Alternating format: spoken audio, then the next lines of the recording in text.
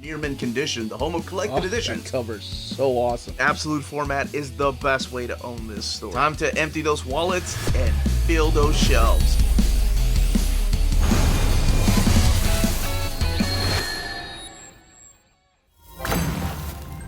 Happy Monday, all you minties. Uncanny Omar here from Near Mint Condition, the home of collected editions. And join me today for my advanced look at the Mystic Omnibus from Marvel Comics. So let's go ahead and get started.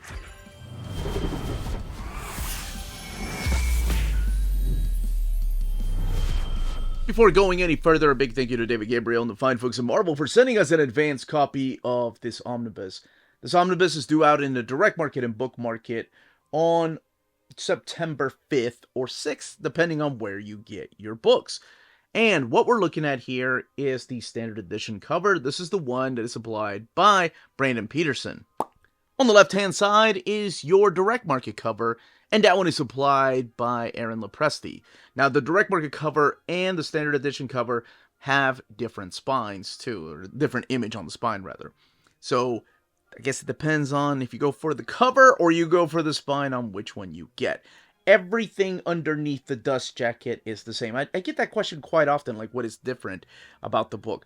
Everything inside is the same. Everything underneath the dust jacket is the same. It's just normally the front and the spine. Sometimes the back. But in this case, no, the back is identical. So let's bring it back to the front here, where we have some of our main characters of this particular series. We have Giselle and her sister back there, Genevieve.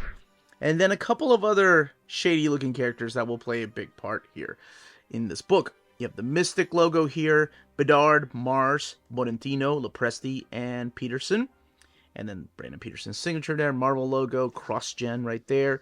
And Mystic, Bedard, Marz, Fiorentino, Lopresti, and Peterson. And then that image of Giselle.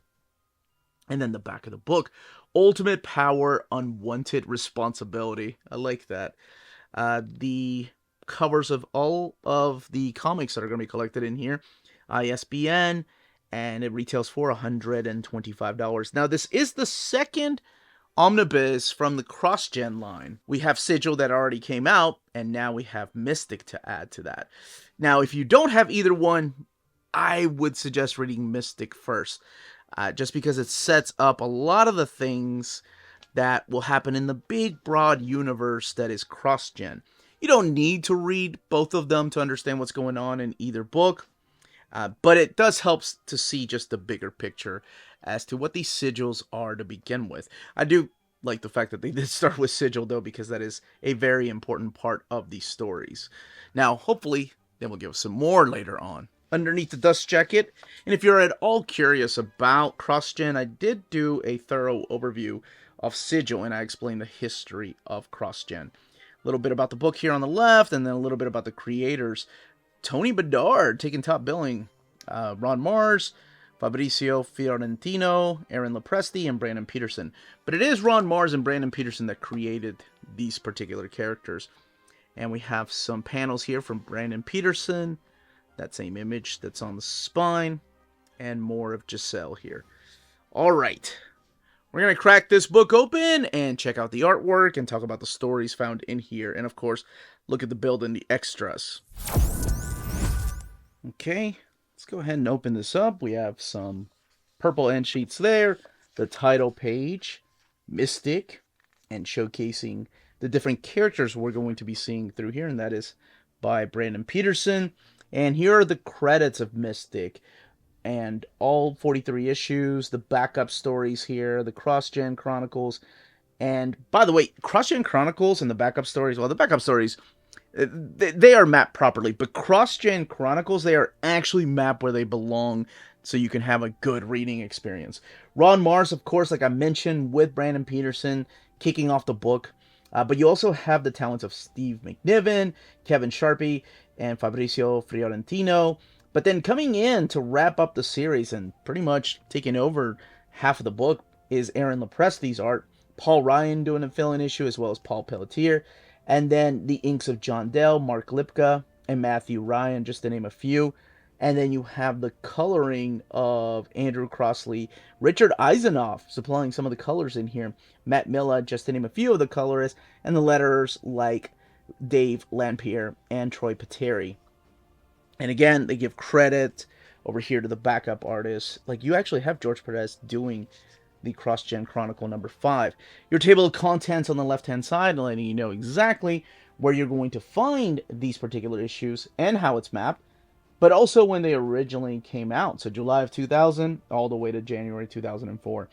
Everything about Mystic is found in this omnibus. So you do have Mystic 1 through 43 collected in here, CrossGen Chronicles number 5, and then material from CrossGen Chronicles number 1.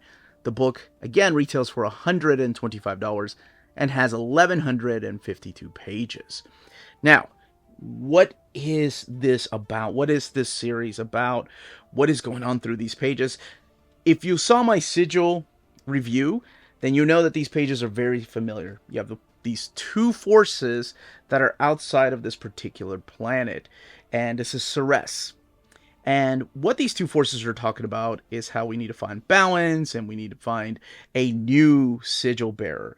And that's where the story kicks on. Now, in this planet, it's very magic-based. So it's a lot different than what we saw in the sci-fi elements of Sigil. This is more of a magic planet. And magic as in like cheap tricks, or disappearing acts, or actual powerful supernatural magic. And we meet this young lady right here. This is Giselle. Her sister calls her Elle. That's her little nickname later on. And she's like a socialite. You know, she's here at this party, and her sister appears. She's actually talking about her sister, just how much of a prude she is. But her sister appears to remind her, and this is Genevieve, Jen, as Giselle calls her, to remind her that she has something special going on the next day that she cannot miss. She hopes to see Giselle there. And what this is that she is going to become the new guild leader. Now, before we see the ceremony, Giselle feels kind of guilty. Like, why would my sister come and remind me? Of course I'm going to be there. Now, she ends up running into, or rather, this little guy ends up running into her. Now, this little guy will actually play a big role throughout this. And so are a couple of other key players here. But this is Skitter. He happens to be a squid. And he's just like one of these creatures that runs around in this particular magical place. Now, the next day, we're having the ceremony. And what means to be like the master of this particular guild? Like, what's going to happen through here? Well, there are 7 houses, and each house has a particular leader. And all of these people right here will become really important in this book. But so well they're the spirits of their elders. Okay, and I'll explain. So you have Magus, Mondru, Ataya, Zay, Vashua, and Yinma. And all of them belong to different guilds. And during the ceremony, what needs to happen is, as the old guildmaster passes away, goes on to the other world, the spirit that was inhabiting him or her now needs to go to a new guildmaster. And that will become Genevieve right here. So that's why Giselle went here. Now, during this ceremony, an old man with this ridiculous magical looking hat appears and shakes Giselle's hand. When he shakes her hand, she notices that there's something glowing on her hand, and we'll find out what that is here in a second. Now, normally the spirit of the ancestors of these guild leaders with all the magic leaves the body of the dead guild master to inhabit the body of the new guild master. And it's explained a little bit at the very beginning, but it's explained thorough later on what exactly happens.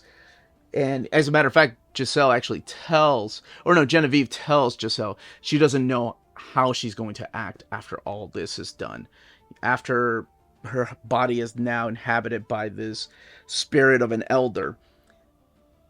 Now, it's supposed to be just the house, so she belongs to the Nouveau Guild. But all of the guild members, their spirits of the elders, leave their bodies and they go after Giselle. And yes, of course, that's what they do. They they rip her clothes right off, and it kind of becomes her new costume for a while. Now this continues right into CrossGen because this is where it stops. Hey, and there's that little creature we were just talking about a minute ago. That's Skitter. What's he doing here? All right, so immediately we jump into the Chronicles where it's pretty much Genevieve confronting Giselle. How could you do this to me? This was my day. And Giselle's like, look, some old man came up to me, shook my hand, and I have no idea what the hell's going on. And of course, Genevieve doesn't believe her because they've been through something similar like this, or just not believing her sister because her sister just constantly lies. So she just ends up leaving her. And then we hear Skitter talk. And Giselle realizes, wait, you're not supposed to be talking. Squids can't talk. So she thinks she's hurt her head. Her beautiful outfit has been destroyed. And then out of nowhere, we meet this young man right here. This is Theory, who is an artist, and he sees her there. And he's like, hey, I would love to draw you one day. And she's like, hey, no offense. There's a lot going on right now. I need to leave. And he's like, yeah, well, here's my magical card. So he's a painter. He doesn't really use magic, even though that just magically shows up. So maybe there's more to him than that. And that is his buddy Alphonse, who's kind of like his big mutt. Now, the guild leaders are pissed off that they have lost all of their elder spirits. Where are they? That's the thing. They don't know where the elder spirits are. So Magus has kind of formed all of them together to try to figure out what's happening. They've summoned the new bearer, or supposedly the new guild master of the Nouveau guild. And that is, of course, Genevieve. And they get it out of her that it was her sister that is now inhabiting these particular spirits. Now, we haven't seen it yet, but what's going to happen is that, of course, they want them back, right? They think, oh, well, she obviously took them for a specific reason, so we need to get them back. So let's go and attack her. What we haven't seen is the actual spirits of the masters talking inside of her. And each one, I love the fact that they're done like this, where the word bubbles have a different marking so you know who is talking. Because, I mean, you've got 7 people living inside of your head.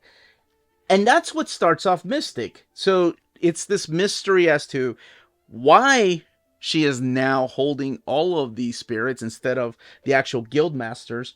And what are they going to do about it? And there are lots of characters that end up coming into this particular story, and also building the world of CrossGen, because as I mentioned earlier, they're really connected, but you don't have to read each series to just enjoy the one that you're currently reading. You can just read Mystic and be completely fine. But once you understand, like, oh, there are more of Darrow's out there. Darrow's, like, he brings up the idea of the first, which is talked about in the first couple of pages. I did not mean to use the first that many times, but the first are this order, almost like celestial beings that think they might have created the universe. But the more you read CrossGen titles, the more you start learning about these particular characters. And Darrow's a little bit of a ladies' man. He comes in there and he's like, yo, Giselle, look, you've got all these magical powers. You know, you can get ready and go dancing with me. You don't have to go and get dressed. You could just snap your fingers, and sure enough, she does. Now, the sigil she's bearing is on her palm. And if you watch my sigil overview, you'll know where that sigil is. Her sister's possessed by demons, so there's this huge fight. Because, like I said, the guild masters the leaders just want their espers back, their spirits back, no matter what, because that's what gives them magical knowledge, and that gives them power. And this is Giselle's final outfit throughout the rest of the book that she summons, and she becomes a bit of a badass, like taking on all of the leaders. I thought that was really cool, like actually taking the fight to them instead of waiting for her to be just attacked. And that happens within the first 6 issues. That's usually takes a lot longer for that to happen, but I think Ron Marz was he was like, we are not wasting any time. Let's get to the point. Let's make sure she's on the offense instead of the defense. We have a Steve McNiven issue here that focuses on Darrow. And Darrow will become a really important character through here, mainly because of his past. And his past has something to do with this lady right here. This is Ingrid, and this is the way she usually looks. And yes, this is, again, Steve McNiven before, of course, Civil War and Old Man Logan, or even the Marvel Knights Fantastic Four. This is the way his art style looked back then. I mean, it's a lot different, especially now. Oh man, but Brandon Peterson's art through here is stunning. Absolutely stunning. You know, the guild leaders do not want to give up this magic power. They don't want to give up the elders to this lady that it wasn't even supposed to be inhabiting anybody. So they go to all ends to try to get it back. So what they do is they awaken this creature, or this lady named Animora. And Animora had been put to rest by the elders who are now inhabiting Giselle's mind. And they're part of like an astral plane. And when they awaken her, she's like, yeah, I'll help you, but I get to take over the world. And they're like, sure, yeah. And there's so much backstabbing that is done through this book. And I think that's what makes it such a good page turner. I haven't read this in years. When I was coming back to comics, this is one of the books that I ended up picking up because my buddy Dennis, he was such a huge CrossGen guy. He was like, dude, you need to check out CrossGen. That's where some of your favorite writers and artists went. And I'm like, really? All right, well, let me check it out. And sure enough, Joshua Middleton was there. Jim Chung was there. Ron Marz. And, oh my gosh, just so much talent. Mark Waid, so much talent. Barbara Kessel. But it was really cool to see them just building their own stories and their own world. So yes, this is the character of Animora, and she is now loose. She may have ties to Darrow, and they may have ties to Ingrid, and it becomes a really complicated love story. And you throw Theory into the mix, who's just a good guy, and he just wants to do the right thing. Now, eventually, you know, the stories are handed over to Tony Bedard, so Tony Bedard does end up taking over the book. Theory becomes one of the key players in here, as well as Darrow. And I'm going to come back to this issue right here, issue number 16, to talk about the restoration of this book. Whoa. Yeah, Theory did not want to paint topless ladies. Just like every story, I mean, it went on for 43 issues, right? Guild leaders want their spirits back in their bodies, and they will go to no ends to try to get it back. Eventually there's a truce because, of course, there's bigger bad things out there that we need to worry about. Giselle ends up getting corrupt, and she ends up losing the spirits because they don't trust her. So I think I always go back and compare it to Thundercats, where it's almost like trial by fire, that she has to go and retrieve the spirits one by one. So she is going through different worlds and trying to get their trust back. Dude, I love this guy, Duke. He's ridiculously made. Like, the character design behind that guy was ridiculous. And yeah, that's what she does in these particular issues right here. She's trying to get those spirits back, and in order to do that, they have to gain. She has to earn their trust.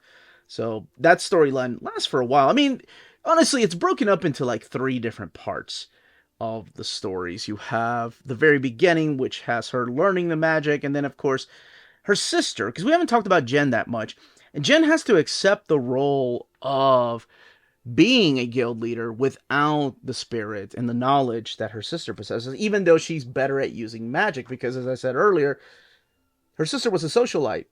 She was about that social life, and that was it. And Genevieve was all about magic and learning magic. So it's split up into, you have the story here of Animora, you have the fight with Ingrid, and then you have the rest of the book, which introduces us to a Geometer Guild, which is like the Dark Guild. And they play a big part through here. Now, as I mentioned, so you have characters like this guy right here. This is Master Archimus. The series does end in issue 43. Could it have gone on? Yeah, absolutely. I mean, the story with the Yeti and those characters. This is the Paul Pelletier issue, if I'm not mistaken. Yeah, it is. Paul Pelletier. And I want to say that this right here is the Paul Ryan issue.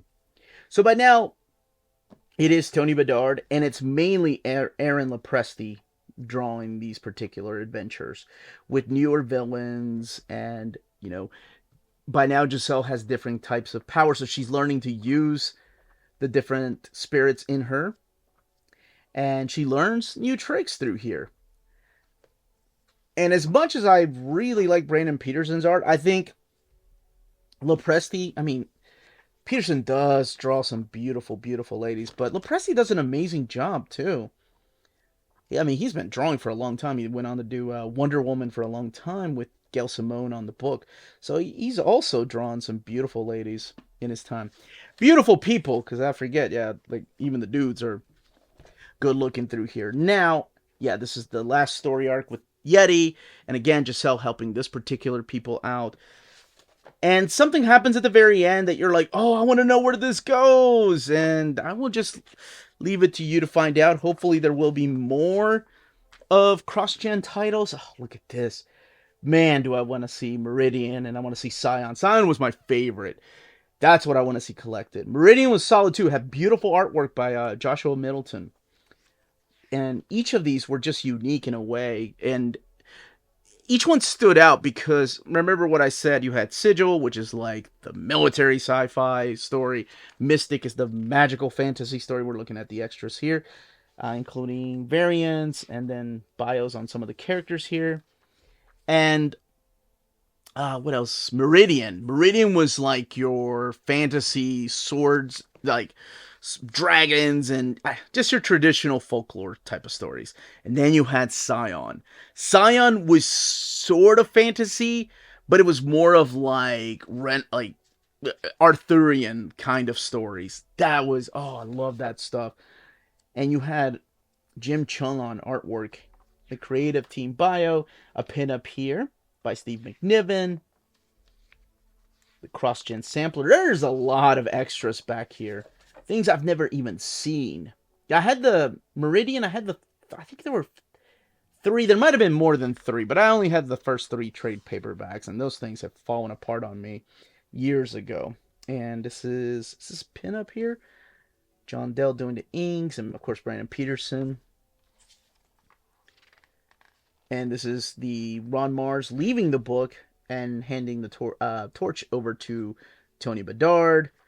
An interview with Tony Bedard. There are a lot of extras, and some of the ladies of Scion and Sojourn right there. Sojourn was also solid too. It had the Greg Land artwork, and that one had dragons. Oh, and there was the first, and what was the Crux?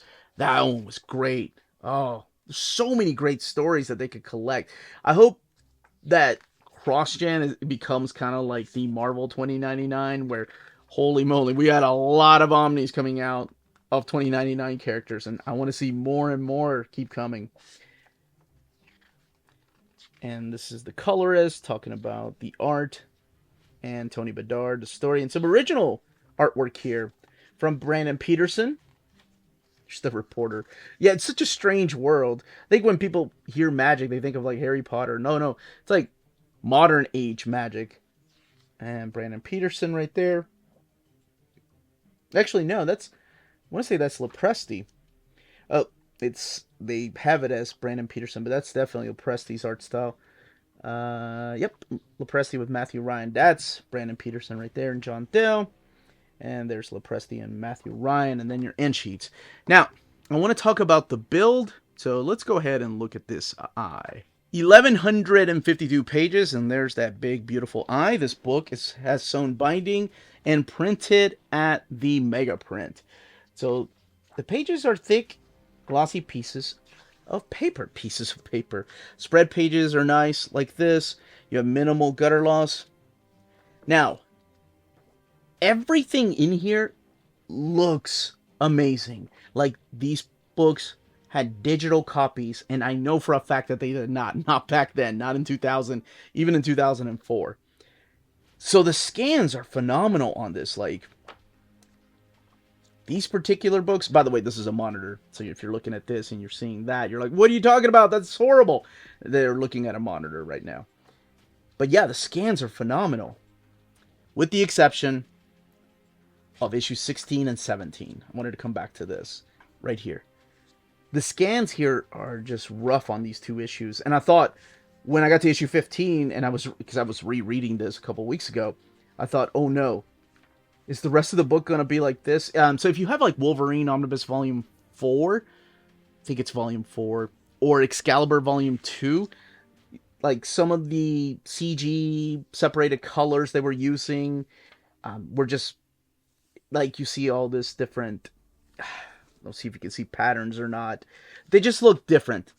Doesn't look as clean and crisp as when you go just back one issue or you go forward 2 issues. But I did want to say the scans are wonderful with the exception of those 2 issues. And it's 16 and 17. And I believe the same thing happened, if I'm not mistaken, in the Sigil Omnibus. But I mean, everything else is just beautiful. And I do want to show you this issue right here, CrossGen Chronicles, issue number 5, with George Perez on artwork. It has a very important story about the elder spirits that are living inside of Giselle's